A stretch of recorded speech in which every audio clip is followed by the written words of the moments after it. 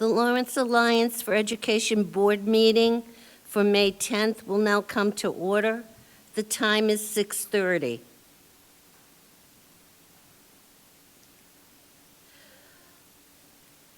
Again this evening, we welcome another member to our LAE Board, Dolores Calaf.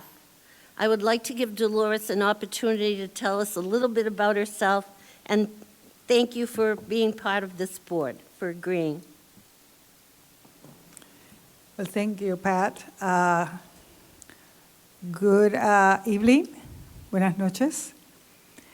I was invited to be part of this board.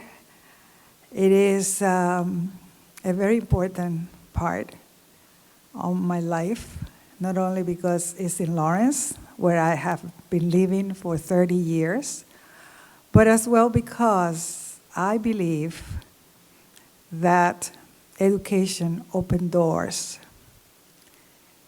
And the moment that we are born, we need that feeling of excitement in learning and discovering. And so what we hope is that through our school system, we can convey that to all the students and thus to the parents as the importance that it has. And so I am really honored to be part of this process, and I hope that I do a good job.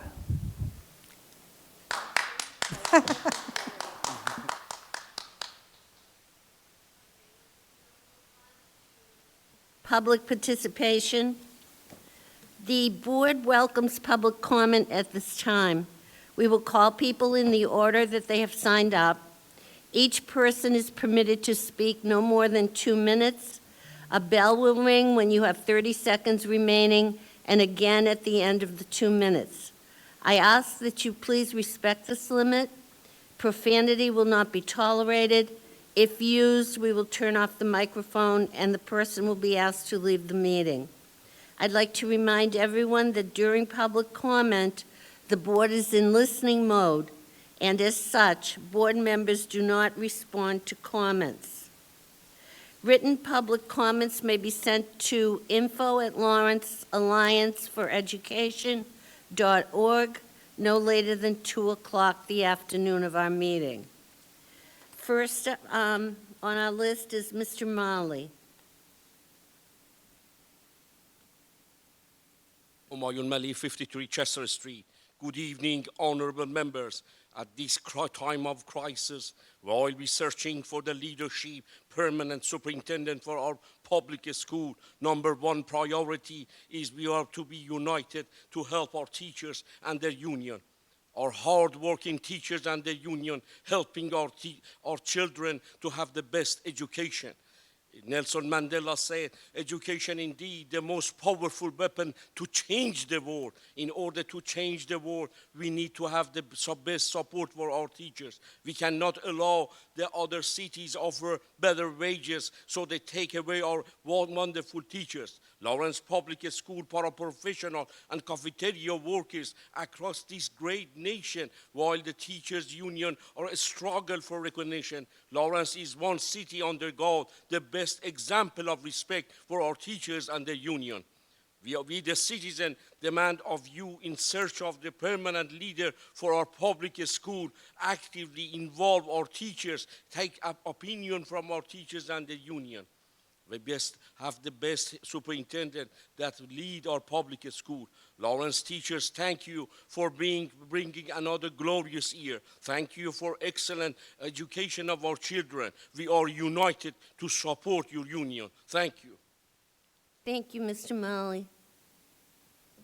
Jonathan Guzman.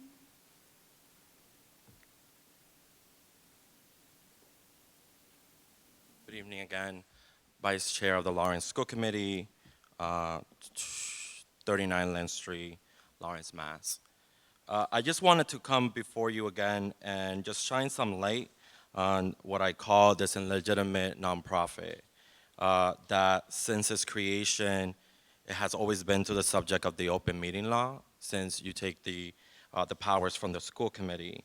And can someone please explain to me if that is so, that as soon you get appointed as the receiver, you are subject to the open meeting law? Why did bylaws get accepted on February 12, 2018, when your first open meeting was on February 25, 2018? On top of that, this is why, the receiver, when you guys got appointed in particular, I want to say there's amazing individuals on this board.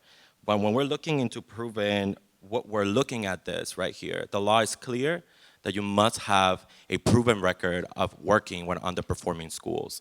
And I can go in a conversation with each and one of you to see if you actually qualify for that. Having education experience is not working with underperforming schools. And furthering that, Chapter 69 1K clearly gives you, as the board, full power of the school committee, including hiring and suspending a superintendent, creating policies for job and different things within our district. But if you watch the March 28 meeting, it will tell you exactly what Julia Silverio, former member, said.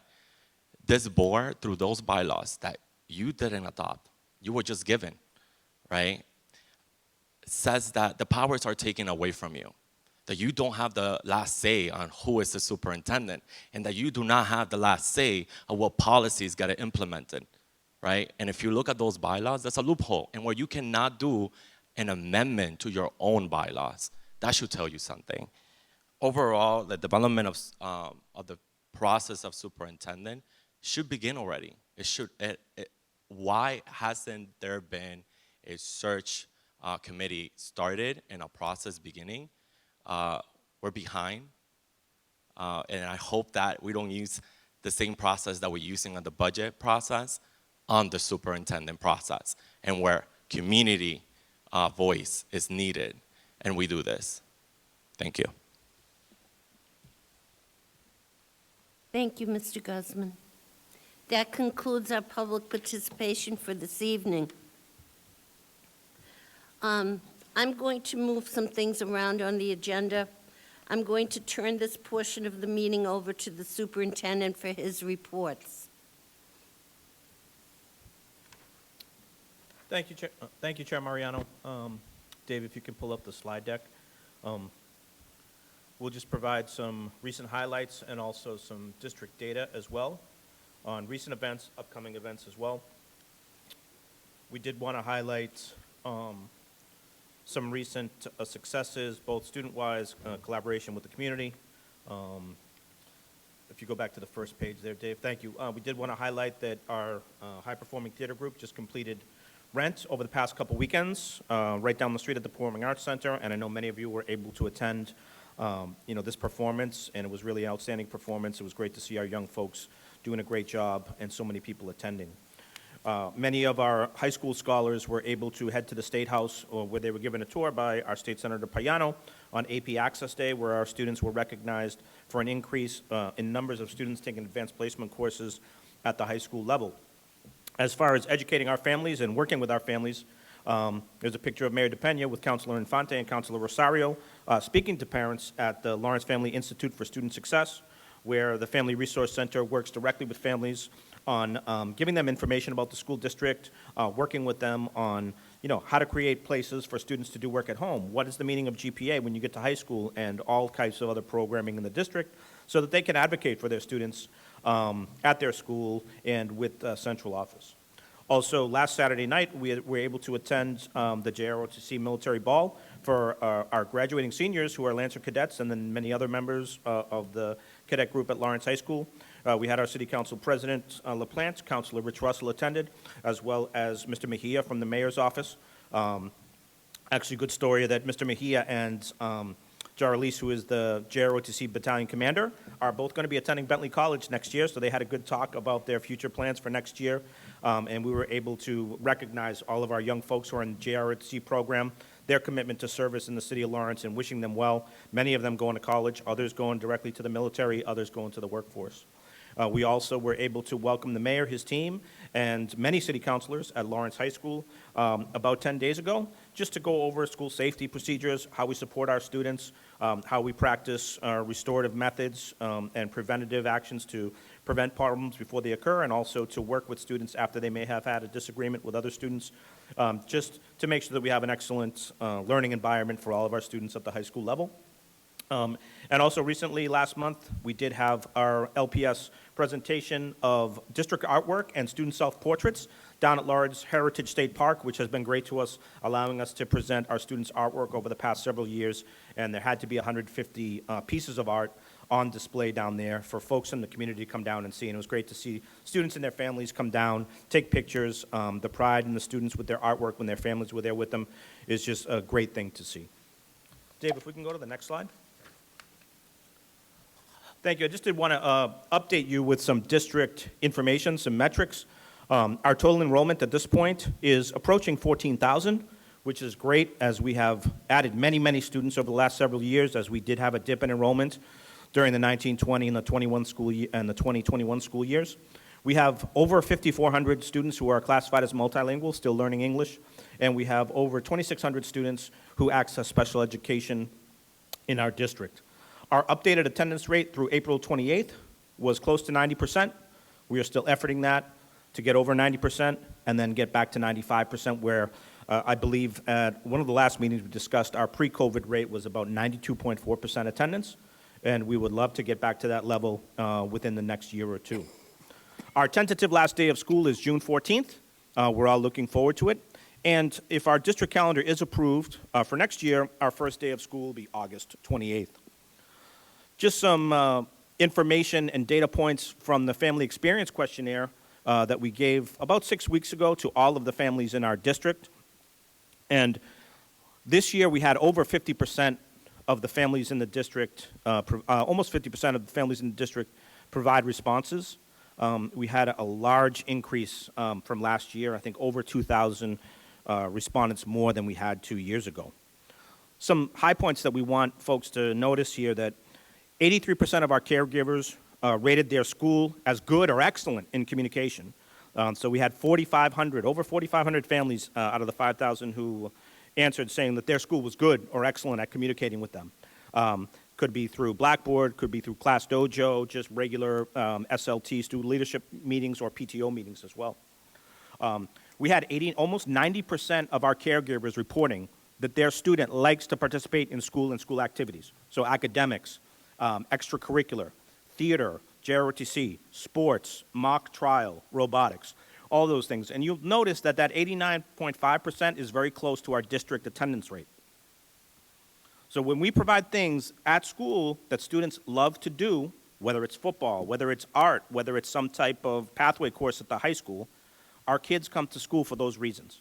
So we are going to continue to grow those programs that we're doing to make sure that, again, whether it's an academic or a sport or an extracurricular, we're going to grow that to make sure that our kids have a reason to get to school. Of course, they have to take their English class, their math class, their history class, right? Of course they have to do those things, but the electives that we offer also motivate our students to get to school.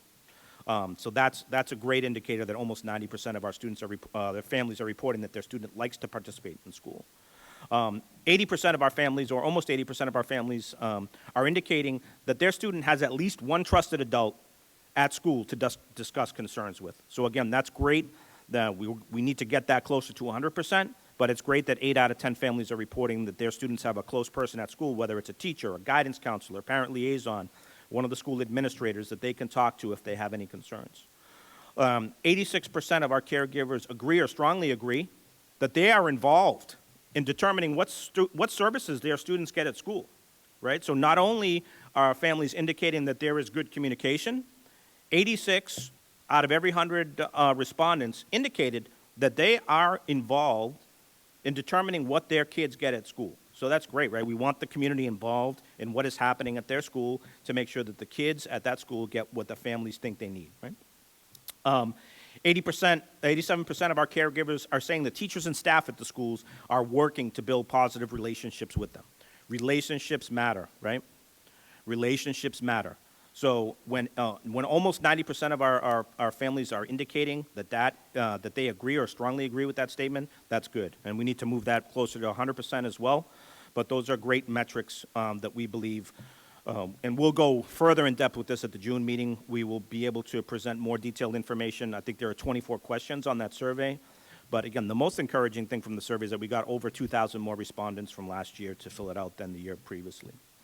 Also, at this point in the year, all of our schools have participated in school quality review process. So this is a process where schools have a one-day visit, and they get rated on 11 indicators that we give them a rating for, and again, that's why it's called the school quality review. And we focused on indicator 4, a positive learning environment. Just like our visit to the high school, I think folks who have visited any of the schools that you've been able to visit, whether it's for planting a tree or to visit some students, I think, folks, it's very evident that there's a positive learning environment in all of our schools, early childhood, elementary, middle, and high school. And schools get rated for maintaining a culture that has mutual trust and positive attitudes, right? Mutual trust between students, staff members, families, that equitably support academic and personal growth of students and adults. We will, again, provide more detail in the next meeting. But the really encouraging thing is that out of the 30 schools that have received their rating, 4 have received a well-developed score and 24 have received proficient. And that's something that all of our folks are working very diligently at to make sure that there's a positive learning environment, so that students are happy in school, and that there's a sense that it's a learning environment, it's a serious place for students to be able to learn what they need as they move forward in the grades. Dave, if we can go to the next slide, please, sir. We did want just, again, to get the message out to the community, and you'll be able to see, as you drive around Lawrence, you'll see some of this information on many of the billboards around the city. Again, an important part of all students being in school the first day of school is that they actually get registered if they're not currently registered in the Lawrence Public Schools, and summer is when we do a lot of that work. So pre-K and K registration is currently open for next year. Families can make a virtual appointment or an in-person appointment. They can call for that, or they can use the Calendly app that's on the website when they click on the enrollment page. And again, they can do the enrollment in person or via Zoom or via telephone. And we have 3 locations across the city for families to be able to access registration. For younger students, pre-K is at the Rollins School. For students in kindergarten through grade 8, that's at the Family Resource Center at 237 Essex Street. And then, of course, secondary students right down the street at Lawrence High School. And again, we will be open for registration all summer. And the earlier that we can get folks to register their students, the earlier we can get them a schedule, and the more students we'll have ready for the first day of school. First couple of days of school are critical for all of our kids, right? We want them to meet their new classmates. We want them to meet their teachers. We want them to be enrolled so that the schools can communicate with the families about when the orientation sessions are, things like that. So that work is ongoing, and again, we have 3 locations across the city. And again, if folks don't even have to leave their house to do registration, they can submit the birth certificate via electronically. They can submit their proof of address electronically. Of course, if they want to come in person, then we have registration specialists at the 3 locations to help them in person. Dave, can you check the next page? Also, we did communicate some school site changes about 5 to 6 weeks ago, but as we do have some new members of the board who did not receive that communication, we wanted to explain the rationale behind some school site changes for next year. So the first site change that we want to discuss is the High School Learning Center, which is one of our alternative programs, which serves mostly older students who are close to graduation and might need some extra support in finishing their diploma. We are going to be moving that program off Lawrence High School campus to the current swing space, which is located at 1 Parker Street. This location, we feel, fits very well with student needs who attend the HLC program. The building is a great building, has many, many office meeting rooms and smaller spaces that we feel meets the need of that program, and also classes at HLC are slightly smaller than some of the other programs, and we feel that the students who attend HLC have the maturity to be able to attend over there and be very successful. Our second major change is that the LAE and the international programs, which currently house a majority of our new coming secondary students, they are going to merge into one program, and they are moving from North Commons, from the old high school, over to the LHS campus, and that involves 455 students. And there are multiple reasons why the leadership team and families felt that this was a very good decision for these students. This improves their access to the main program at the high school campus, all elective and extracurricular opportunities. It allows newcomer students who are on the north side of the city to be able to participate in the transportation program, to be bused over to Lawrence High School. It allows them to take electives with their grade level peers who may be more advanced in English and give them excellent English-speaking peers for them to be able to practice their language. So for the leadership team and for many of the folks that we talk to, we feel that this is going to be a very positive move for our newcomers, and they'll be able to access grade level classes and still some extra ESL support with folks who currently teach in the Enlace and International program, and it'll eliminate the transition, right? You know, they will be able to attend the newcomer program on campus, but when they are ready to transition to the general program, it's not like they have to learn what a new building looks like or learn a new schedule or figure out where the lunchroom is because they've already been part of the high school campus experience. And the last major move is that the LAE School, which is currently at the swing space, is going to be moving to the North Commons, the old high school, on the first and second floor, and this is going to involve 389 students. We feel that this move makes a lot of sense at multiple layers as well. The North Common location is less than a mile from the current LAE School location, and also North Common served as the bus shuttle location for LAE students who took the bus. So about 150 to 160 parents are already used to dropping their students off at North Commons now, where they take the bus. So next year, the drop-off will not change. They will still drop off at North Commons, but the students will not have to take a bus. Families are very familiar with that site, very close to where the LAE is located, and also the classrooms at North Commons are larger, more traditional, a little bit different from where they're currently located at the swing space. The LAE staff has done a great job at the swing space to adapt that space to meet the needs of students, but we feel it made a lot of sense at many levels, and we've gotten some great feedback from staff members and from families on the move for next year. And this is just a visual of where the current LAE is located and where HLC will be located next year. Just some teaching and learning updates, and we were able to present this to the Board of Elementary and Secondary Education as well. This meets indicator 1 of the turnaround plan about focusing on data and structures for student success. The Office of Curriculum and Instruction, we can go back to the previous slide, Dave, thank you, has implemented a district literacy plan, which includes professional development for teachers at the early childhood level involving the science of reading. Next year, the Lawrence Public Schools is going to expand this professional development for teachers in grades 3 through 5. A district literacy leadership team is focused on action planning and cohesion. How are we making sure that all of our students are learning to read and read well in the early grades? The early results that we've seen is that this science of reading professional development is resulting in higher growth on our DIBELS assessment, which basically measures things such as phonemic awareness, phonics skills, and things like that. We've also implemented the Lawrence Leadership Consultancy Cohort, again, to improve teaching skills and instructional strategies. 26 schools have participated. Schools that participate need to create instructional vision statements, what they want to see in their classrooms, what they want their students to be doing during class, and also targeted instructional priorities and look-fors. So when they visit classes, what are we looking for? What do we want to look for to see what the teacher is doing? What do we want to look for to see what the students are doing? And then also a lot of coaching and professional development to support educator growth. And I think this is a key thing, right? For instruction to improve, we've got to coach folks and we've got to help them develop professionally, right?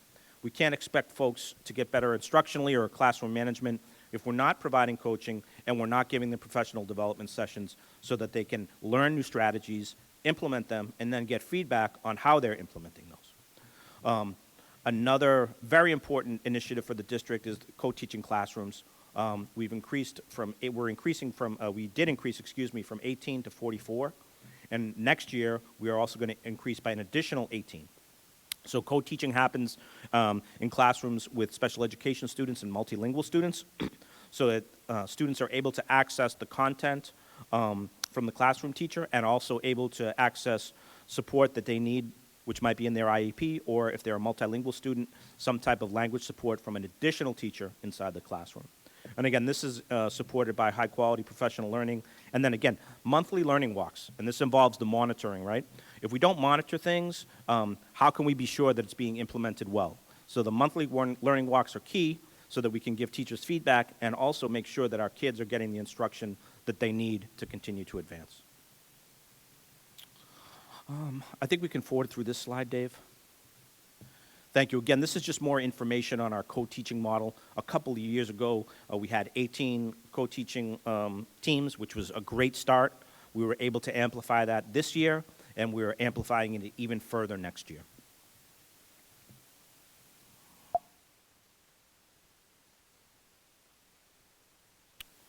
And just, some information on diversity in the workforce. Again, this is a turnaround,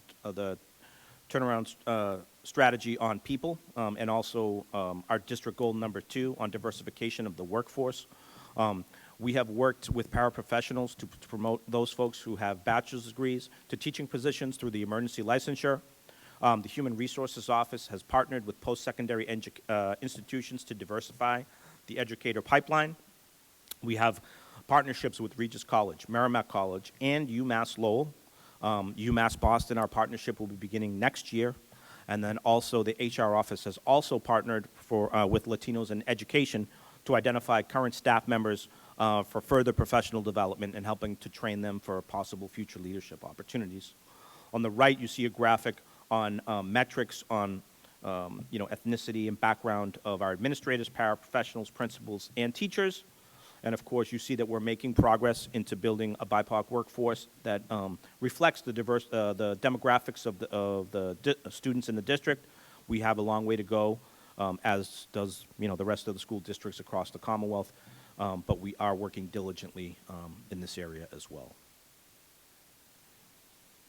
And just some operational updates. Of course, our kids learn best when they're in a high-quality facility with technology and a safe area to play, eat lunch, etc.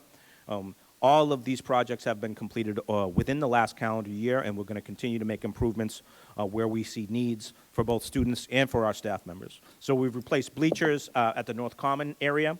We've replaced playgrounds at the Hennessy, the South Lawrence East, the Lawrence Family Public Academy, the Arlington, and the Weatherby. We've completed HVAC systems at the Frost Complex. There has been a full boiler replacement at the Tarbox School, concrete repairs at the main campus, the South Lawrence East and the Weatherby schools, roof replacement at the Bruce, replacements and refinishing of gym floors at the Arlington and Partham complexes. Both of those schools serve over 1,100 students. More repaving at the Lawrence High School campus, Breen and Hennessy schools. We've added a staff restroom over at the SES Annex for the folks who work over there. We have been planning with the operational team for these programmatic site changes that we just discussed, and that involves, helping teachers pack, helping teachers instructional materials make it from their current location to their new location. And then, of course, we have the 2 building projects at the Oliver and the LAE. Both of those, I believe, are going to have room for 1,100 students. We do have groundbreaking next week for the LAE on May 15th. And again, that's going to be a new K-8 school open in 25-26.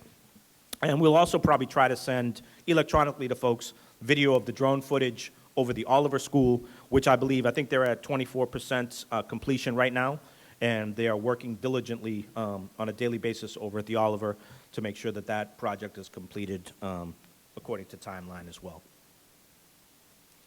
Thank you, Superintendent. You can take a breath now. Wow. Any discussion or questions about the highlights and updates that the superintendent has presented? Dolores? I was wondering if we could have a copy of the presentation. Absolutely. I believe there should be one in your packet. If not, we can send it electronically along to you. And if you did desire more detailed information on the SQR, the School Quality Review, and the Family Experience Questionnaire, we are going to provide much more detail at the June meeting. And if you did want more information on our attendance rates, we can provide you those by school. We can also provide you with, by grade level by school, we can also provide you with the number of students who are currently categorized as chronically absent at that school. The chronically absent designation means that they have missed 10% of school days or more. So if you did desire any more detail on those things, please just let us know, and we'll be able to include that in your packet for the next meeting. Yep. Thank you. Anyone else?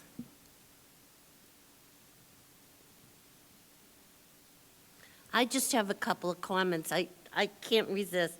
First of all, Superintendent, I want to thank you for your willingness to share all this information. And to me, looking at this and listening to you highlight the district is like a breath of fresh air. You've touched upon every aspect of the district, particularly my favorite topic, teaching and learning. I really like the idea of the science of reading modules, the pre-K to 2, and that being expanded to 3 to 5. It's common knowledge that a child needs to be able to break the code at an early age. And when that child is successful in breaking the code and reading, and they become fluent readers by the end of 3rd grade, they will have a very successful educational history. So I think we're well on the road to achieving that.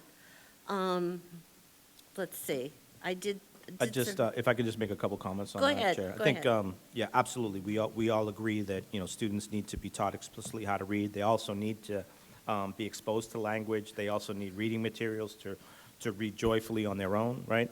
And I think all of these, all of the things that different folks of the leadership team that are focusing on all fit together. The Deputy Superintendent Spash's work on the curriculum. If we don't have high-quality instructional practices and high-quality instructional materials for our students, they won't learn as much as they could. The Assistant Superintendent for HR, Ms. Goris, her work on finding excellent staff members and retaining our great staff members. We could have a great instructional program, but if we don't have the highest talent folks, again, the kids won't learn as much as they could. Assistant Superintendent Redinger's work with the co-teaching model, first of all, giving staff members training on what does co-teaching mean. Co-teaching just doesn't mean that the two of us are in a classroom together. People need to learn what that means, right? Because if you don't teach them how to, if you don't give them professional development on how to co-teach, then it's just two adults standing in the classroom, and kids are not going to learn as much as they could. Our Chief Operating Officer, Odanis Hernandez, the facilities team work on the instruction, on the physical plant of the buildings. If the buildings are not safe, if they're not warm, if they're not cooled during hot weather, right? If kids don't have a great playground to go out and get some energy off and just be kids, right? Again, they're not going to learn as much as they could. So I think all this work highlights the work that, different departments, different grade levels, different members of the leadership team are working on. If we weren't working collectively on these things, again, that's our job to do. Our kids are not going to learn as much. So all of the collective work is going to lead to increased student achievement and increased academic metrics for all of our students. Thank you, Superintendent. And I really sense your passion about what's happening in the district. Now it's time for us as a board. I think one of our responsibilities, if I could add it to the list, is to shout from the rooftops about some of the successes we're having here in the district and what's happening. I think too often people don't understand, or they really don't have a handle on what exactly is happening. And it's those small successes that happen in every classroom every single day that add up to a major success. And that's our dream for the school system at this point, that we have that major success. So I want to thank you, Superintendent, for this report. I love it. And just to add, I would encourage, again, folks, to check out our YouTube channel. All kinds of goofy videos, fun videos, instructional videos. We were able to go visit some of our theater students when they were going over to the senior center to present rent and other art things to some of our seniors who may not be able to get down to the high school to see what's going on. But we're able to access the good work that the young folks are doing. We're able to record a quick video with Angel, who's a 12th grader in the upper school, and also with Maddie, who's a senior in Abbott Lawrence. Angel went to the Gilmet, Maddie went from the Arlington School. Both of them are at Lawrence High School in different programs, but doing great things and have great plans for next year.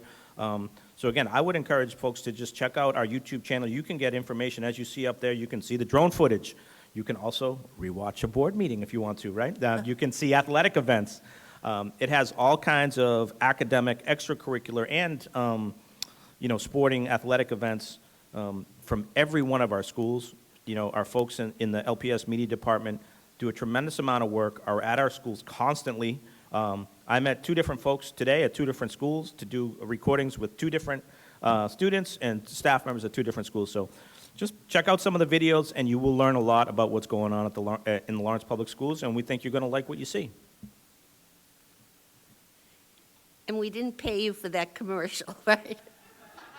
No, that is our slogan. I think we might have stolen it from somebody on the city side at one of the department meetings who said, take a look at Lawrence, you're going to like what you see. And we're like, all right, take a look at the Lawrence Public Schools, you're going to like what you see. And I think that's what we're trying to do, right? We're trying to let people know, send your kid to Lawrence High School, they can do accounting if they want to, they can also play basketball if they want to, they can sing and dance in the play if they want to. There's a tremendous amount of things to do. There's a tremendous amount of good work going on in the city. We've been working closely with GLTS as well. 305 of our 8th graders were lucky enough to be accepted to Greater Lawrence Technical Schools, where they're going to follow their passion to be an electrician or a plumber or an automotive tech. And again, as the mayor will tell you, we need those skilled workers, right? If we're going to build our economy, we need those skilled workers. So our kids at many different grade levels are doing great things. And I think that's what we want to show people, whether you're a middle schooler at the Gilmet or a pre-K student at the Rollins, there are really great things happening in the Lawrence Public Schools. Thank you, Superintendent. And let's go on. You want to continue your report?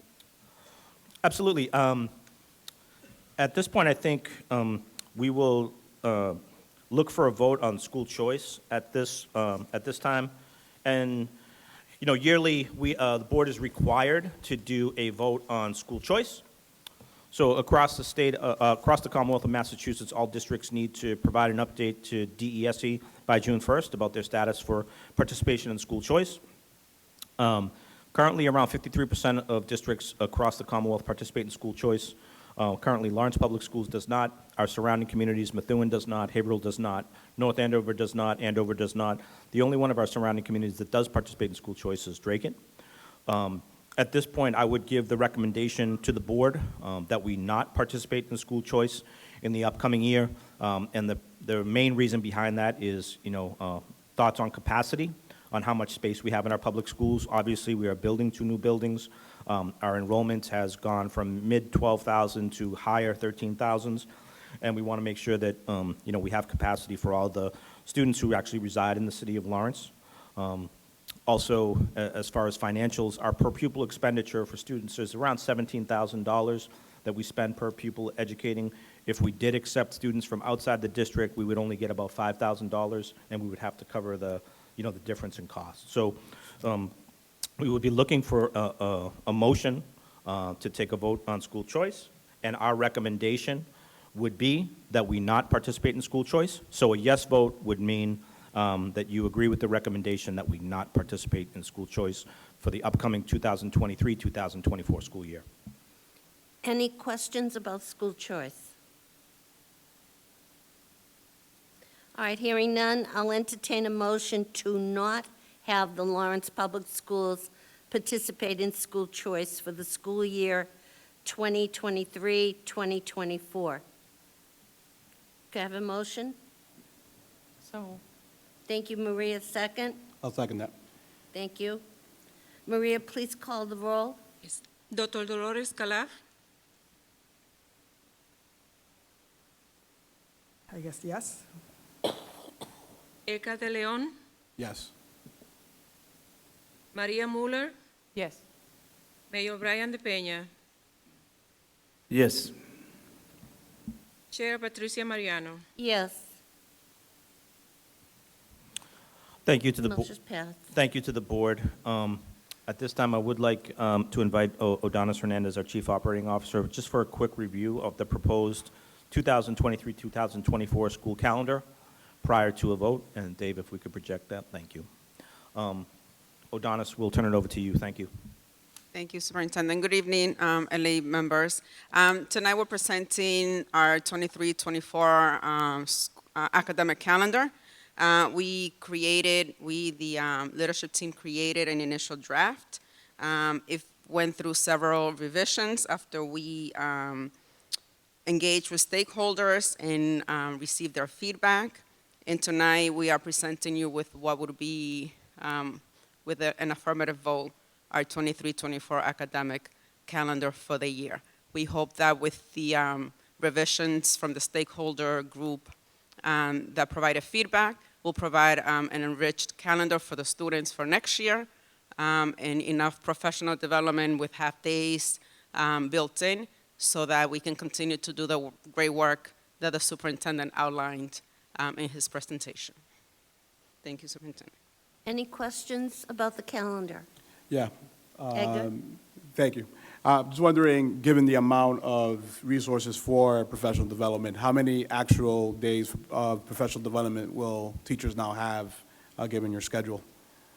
Sure, so if you see, this is the student calendar.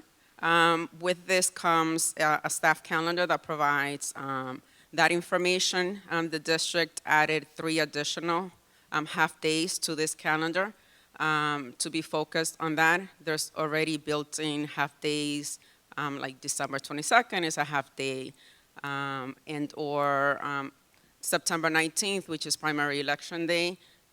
There's a choice. Students will not have school, but their staff will be in the buildings to be able to receive the professional day. Also, students will return to school, as the superintendent mentioned, August 28th as their first day.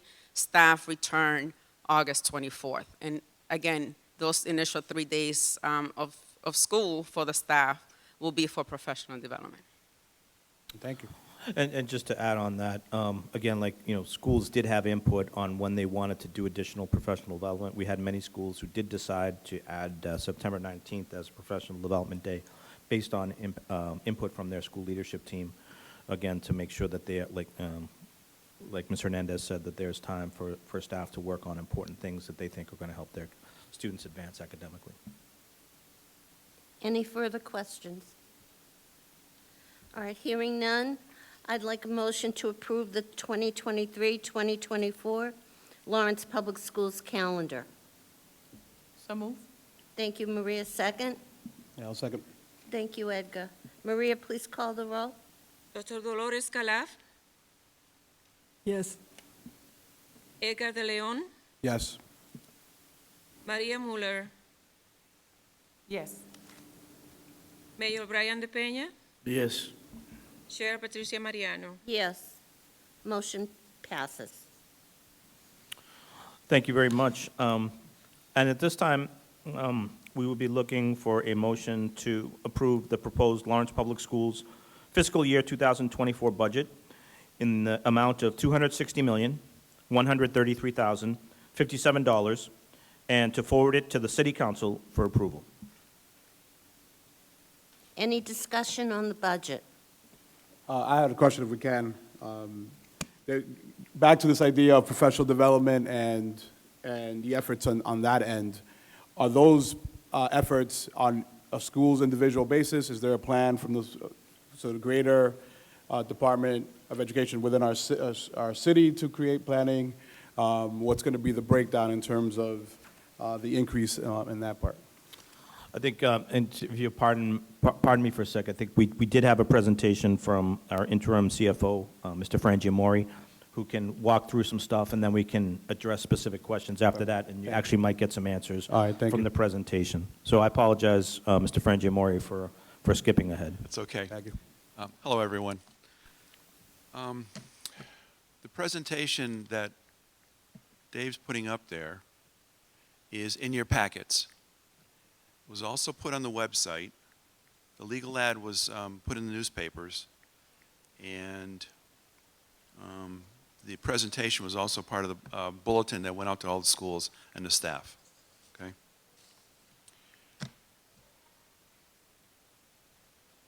Next page, Dave. There we go. The agenda. This presentation supplements what was done Monday. So we're going to talk about the priorities of the budget, revenues, the breakdown of general fund and grants supporting this budget. And one of the members Monday brought up the issue of, well, not the issue, but the plan for this School Opportunity Act. So at the end of this presentation, we have some information, additional information about that. Basically, the priorities for this budget are accelerated academics, enhanced curriculum, holistic learning environment, and continuing to upgrade the buildings and air quality and making the buildings accessible for an educational environment. The appropriation is broken out in two sections. We have net school spending, and there's 23 and 24, and then the additional revenues for the school. Fiscal 23 is $232,754,147, and fiscal 24 is, again, what the superintendent read, $260,133,057. Next page, Dave. This is a listing of all of the revenues that the district will receive. The general fund of $260 million, and the various entitlement grants, circuit breaker, and other grants, especially ESSER 2 and 3 at the bottom. ESSER 3 will end September 30th, 2024. As part of our $315 million expenditure for education.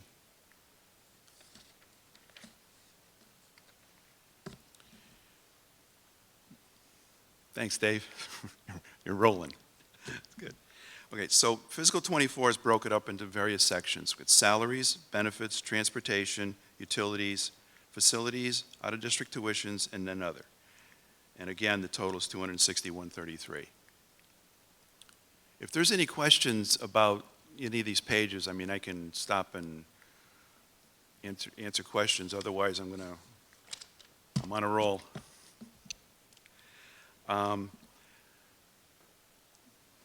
The next page has FTEs. So our FTEs in fiscal 24 is going to be 2,495.2 FTEs.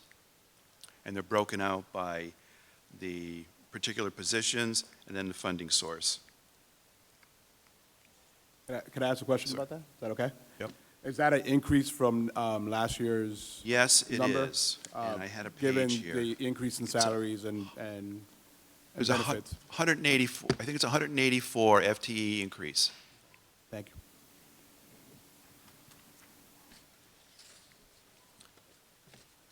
The next page has to do with the Student Opportunity Act. The page after this is a breakdown of the major components of the Student Opportunity Act. The co-teaching that's been discussed in the past, social emotional learning, which is a byproduct of the last couple of years, curriculum and instruction and facilities. And then the next two pages are an elaboration of those major categories: enhanced instruction, targeted student support, talent development, and conditions for student success. And those are in your packets also.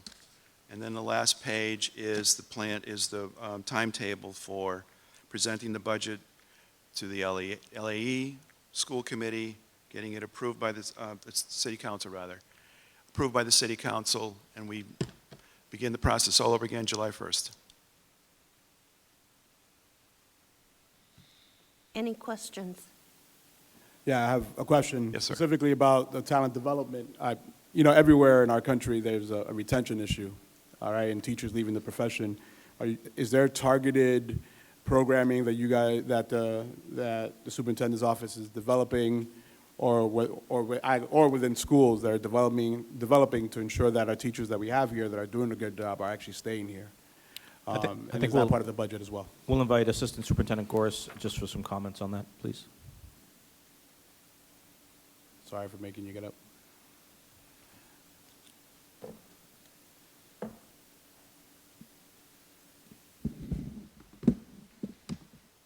That's an excellent question. We've been doing a lot of work towards that, specifically with our district priority of growing a culturally responsive workforce. And so the superintendent had mentioned the collaborations that we have with area colleges and universities. We just finalized what we call a declaration of intent survey to all of our teachers. And I'm happy to announce that the declaration last year was at, I believe it was 72%, and this year it's at 86% intent to return for the next academic year. And many of them cite school leadership and support in their classroom instruction and professional development as reasons for returning. In addition, we have part of our collaborations and partnerships with our area colleges and university is allowing for tuition assistance, student loan forgiveness, as well as tuition reimbursement through the contracts to support folks to have a very affordable pathway towards licensure.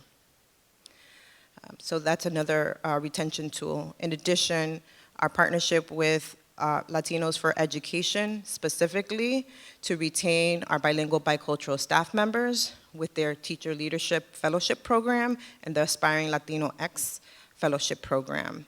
So we have a strong collaboration there. We are investing a lot of resources to support our educators to, number one, develop their craft and skill set, retain their licensure credentials, many of them through our paraprofessional to teacher pipeline program, have themselves had a bachelor's degree, have a current emergency license, and we have several programs, including MTEL Bootcamp with partnerships with Lawrence Community Works to support individuals, especially those whose first language was not English, to pass the MTELs towards licensure in order to retain our staff. Thank you. Sorry You're for making welcome. you get up. The last question I had, I promise is the last one. Because your former presentation, which was great, showed so much student support, so much student investment, is back to my question about professional development. And my superintendent might be a question that you answer, is there seems to be a focus on a curriculum, which is really, really important, but there are obviously other aspects of school, especially culture-wise.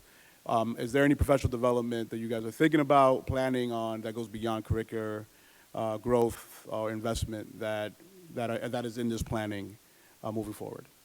Oh, I have my colleague, Deputy man. Superintendent I'm sorry. Melissa Spash, speak Thinking to everybody get up. our high-quality professional learning and curriculum. Thank you. Hi, good evening. We have a lot planned. So we do many things as a whole district that kind of is offered as, we'll say, initiatives. Those are mainly around pedagogy and the science of reading, which was referred to earlier. But then we also have dozens that are available to all of our schools. And as we mentioned the last meeting, the TLTs, the teacher leadership teams, are part of the decision on what that PD would be. So we have some who are doing how to launch a new curriculum, like Wonders curriculum for literacy. We have some who are restorative justice. We have how to develop an IEP, whatever people want or where their kind of gaps are, and the teacher's voices inside of that. They can really elect from anything, and we've been able to fund that and build the contracts and the partnerships with people to meet the demand. I think a lot of it is driven by the schools, but there are also many district offerings for folks. Again, the Deputy Superintendent mentioned, like, what does restorative practice mean? What does community building mean? Because it's not just knowing content and knowing good instructional strategies, it's also knowing how to make sure your students feel welcomed, how to do conflict resolution, how to have kids understand that they can have differences of opinion but still coexist, class together, things like that. So much of it is done collaboratively within a school building on instructional strategies and things like that, but there's also many district offerings that are offered on the weekends where folks sign up and maybe take a class on restorative practice with Suffolk University.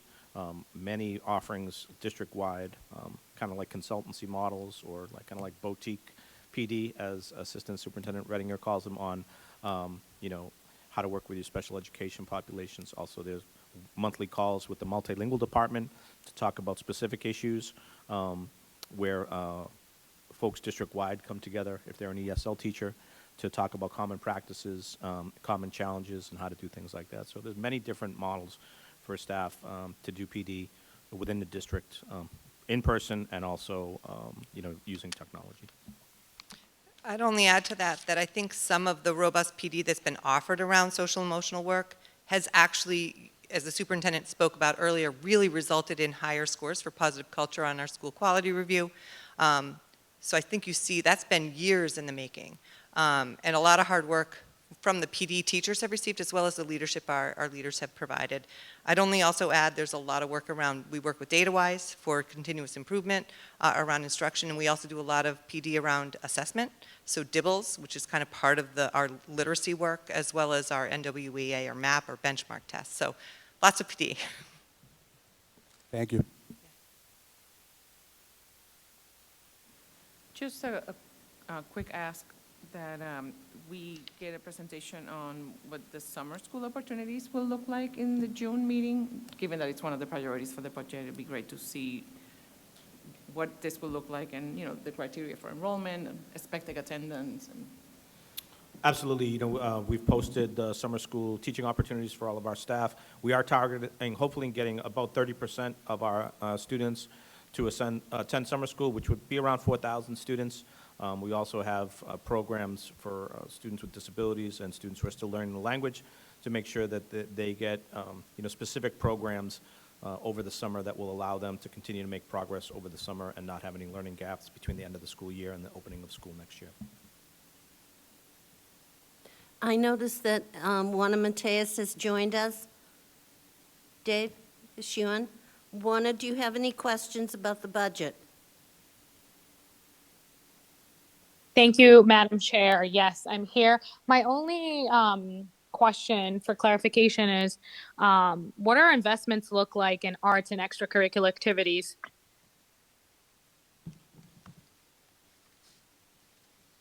I think we'll have our deputy superintendent come up again and talk about arts and extracurricular. Obviously, we have many different opportunities at the high school as far as athletics. I believe we have 35 different programs. We also have intramurals for all kinds of sports at the middle school level. Obviously, you know, theater, mock trial, many other things at the high school level. But I'll let her fill you in on kind of FTEs district-wide and how we allocate those. Yeah, I mean, we have a very robust arts and PE, extracurricular and regular curricular arts program. We just named a supervisor, I think last year, who's been running that and is kind of offering a lot of pedagogy and curricular work with the teams and knitting that together. I'd love to have her come and kind of show you a lot of what gets done. Just last week, I was at a music program over at the Senior Center. We just went to Rent over the weekend. Our kids are vibrant with the arts. We invest in it with people as well as programs. And Heather Langlois could come and speak in great detail to that. But I think it's very robust, and you see it kind of on the superintendent's first page with all of the different things, theater, music, the arts. We just had an art show recently as well, which was beautiful. Many families went. So it's just an ongoing, vibrant part of our district. I don't have the actual FTEs across the district. That would be something I'd have to go look up. We could definitely provide those numbers at the next meeting. And again, if you did take a look back, you know, if you do have time, if you take a look at a lot of the videos on our YouTube page, of course, a lot of high school things, but many middle school programs doing different art expositions for folks to take a look at. So, If I could add one thing. Last Saturday at the opening day for the Mount Vernon Little League, we had a young lady from the Weatherby School, an 8th grader, that sang the national anthem, Carolina, and I'm sorry her last name escapes me, but she did a fabulous job. So the arts are supported in the district in many ways. I think she sang from, if I'm not mistaken, something from Frozen last week at the Senior Center also. Great voice. and I think just getting back to our attendance metric, you know, arts and extracurriculars are a main reason why a lot of our kids are motivated to come to school. So again, we want to amplify those programs, strengthen them to make sure that, you know, that is something that makes kids want to come to school, makes them want to participate in school activities. One more thing I just want to mention that links to the summer school question earlier. We're really investing in additional work around the arts with an inclusion program.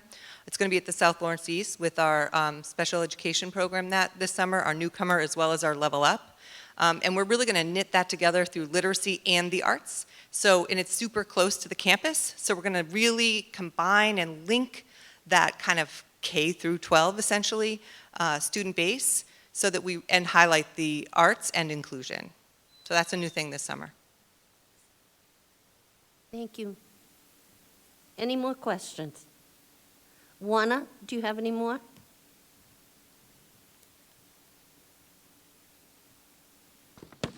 No further questions for me. Thank you so much for your responses. Thank you. I think we're ready to move then. I'll entertain a motion to approve the proposed Lawrence Public Schools FY24 budget in the amount of $260,133,057 and to forward it to the City Council for approval. May I have? So moved. Thank you. May I have a second? Second. Maria, please call the roll. Yes. Dr. Dolores Calaf, Yes. Edgar de Leon, Yes. Juana Matias, Yes. Maria Muller, Yes. Mayor Brian De Peña, Yes. Chair Patricia Mariano. Yes. Thank you, the motion passes. I'd just like to take a brief moment to thank everyone that worked so hard to create the budget document with such clarity and responsiveness to all the questions we had. So thank you for that.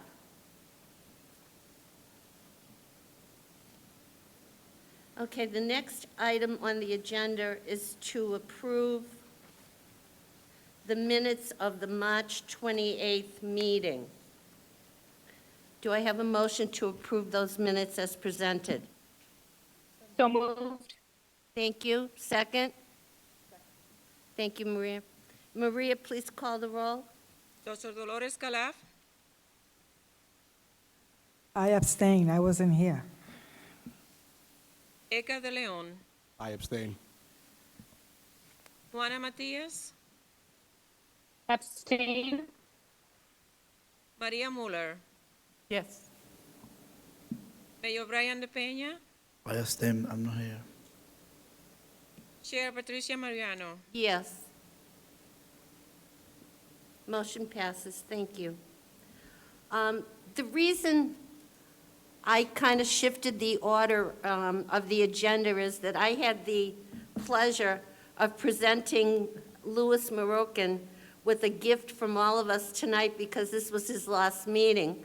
But as you can see, he's not here, so I get to keep the gift. No. But I'd like to read this little blurb about him and to thank him if he's watching. As your chair, I can only call this moment bittersweet. For anyone who hasn't had the good fortune to get to know Louis, he is an extraordinary young man who represents the very best of Lawrence. Just as he has as the president of the class of 2023 and a member of the superintendent's student cabinet, he has brought an essential student voice to the work of the LAE. Simply put, he made us better. Louis is off to Northeastern next year on a nursing path. As we say goodbye and good luck, we could not be more grateful or prouder. Thank you, Louis. We can't wait to see what your future holds. And I think we should just wish him well.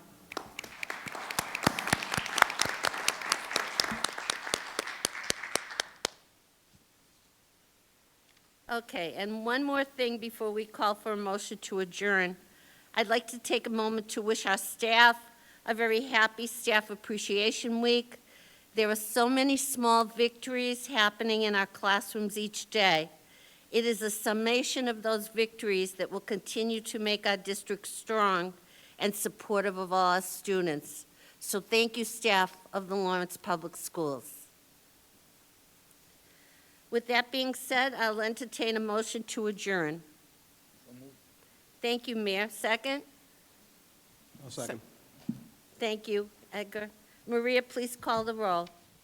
Dr. Dolores Calaf, Yes. Edgar de Leon, Yes. Juana Matias,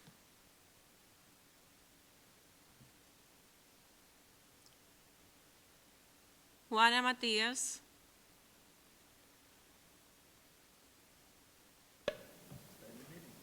She may not be with us. Go Sorry, ahead. Maria Muller, Yes. Mayor Brian de Peña, Patricia Mariano, Chair. Yes. We are adjourned. Thank you.